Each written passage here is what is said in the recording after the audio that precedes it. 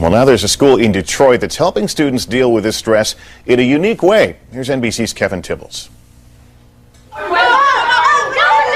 The boisterous kids at Detroit's Nataki Taliba School are really no different than any others, except perhaps for 10 minutes twice a day when all they hear is silence.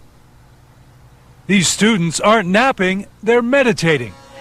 Transcendental meditation was brought to the West 40 years ago by Mahe시요기의 and made popular by the Beatles in the late 60s. And today, it's used in this school as a stress buster. It's not a religion, it's not a philosophy, it's not a way of life. It's simply a mental technique. It allows the system, the mind and the body to settle down and gain a very, very deep rest. According to these kids, it helps. I have a tendency to dwell on things that happened in the past, but when I meditate, then it helps me let them go. I just pay attention better now. After meditation, I feel great. When we think of packing our kids off to school these days, we often worry about the problems. High stress, substance abuse, even violence, things that threaten a child's education. But can 10 minutes of quiet time really make a difference? The research says yes. The University of Michigan followed 140 of the school's 10 to 14-year-olds.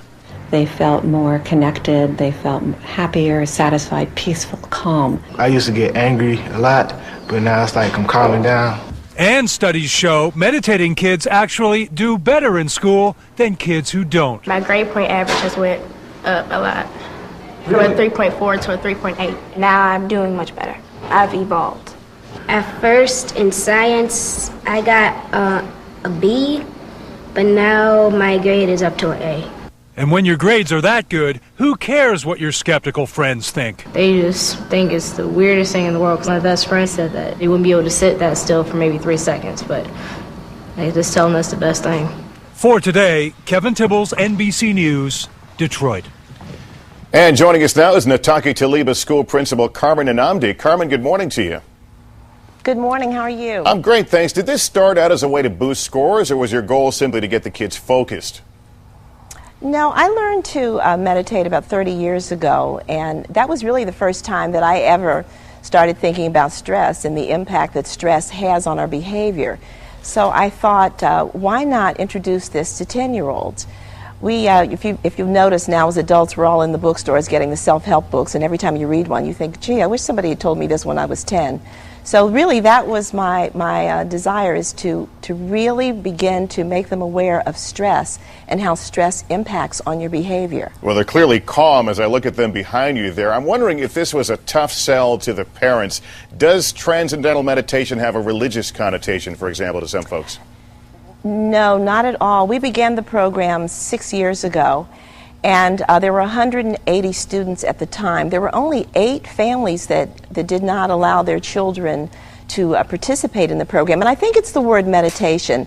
I think that people associate that with religion, but there's absolutely no beliefs. That's why I like the technique. It doesn't impose on any of your beliefs or your lifestyle or anything. It's just a physical technique. And I guess there are misconceptions I had that when I heard I was doing this segment, I went, did the hum. And that's not part of it. We saw those kids in absolute silence in the tape. No. There isn't even any concentration. It's really a very free-flowing thing. I don't like anything that causes me to have to alter myself. The only discipline that this requires is that you do it every day. You know how you look in the mirror and you say, gee, I'm not physically fit, and so you go and exercise and you think that'll make you physically fit? No, not for that day. You have to do it over a period of time, well, Carmen, to really see any benefit. This is not cheap. I know you've had some donations, some grants to the school, but it's an expensive proposition for most schools, I would think. Oh, that's true. Yes, Chrysler, the Daimler Chrysler Foundation is the one that really initiated the program for us, and then General Motors also began to be one of our sponsors. But, you know, that's the way it is in this country. Anything that's healthy for us is expensive. It's like health care. Hey, are the teachers doing this too? The teachers do this too. We found that there were some studies that have been done across the nation that say that only 1 out of 4 teachers remains in the profession, and I think that's scary.